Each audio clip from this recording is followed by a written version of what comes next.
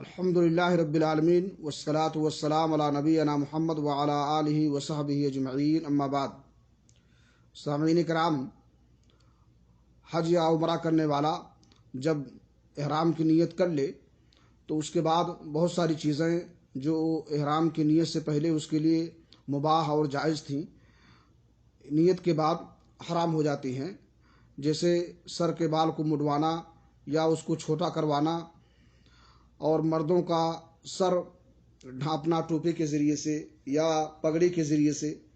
اسی طرح سے مردوں کا ایسا لباس پہننا جو بدن کی ساخت کے مطابق سلا گیا ہو، جیسے بنڈی ہے، پاجامہ ہے، قمیص ہے،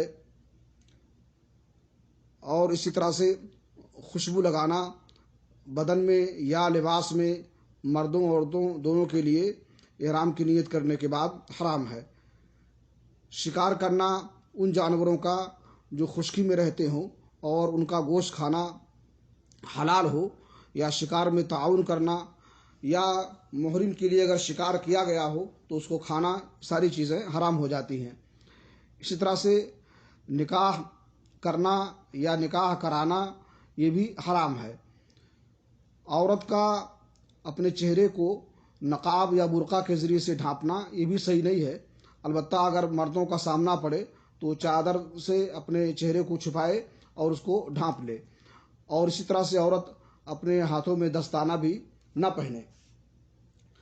جمع کرنا بھی یہ حرام ہے، جمع کرنا، ہم بستری کرنا یا مباشرت کرنا، یہ ساری چیزیں مردوں عورتوں سب کے لیے حرام ہو جاتی ہیں، اور ان سے اجتناب کرنا چاہیے اور پرہیز کرنا چاہیے، تاکہ حج جو ہے سنت کے مطابق صحیح ڈھنگ سے ادا ہو جائے۔ اللہ رب العالمین سے دعا ہے کہ اللہ تعالیٰ جو ہے ہمیں احکام شریعت سمجھنے کی، ان پر عمل کرنے کی توفیق عطا فرمائے۔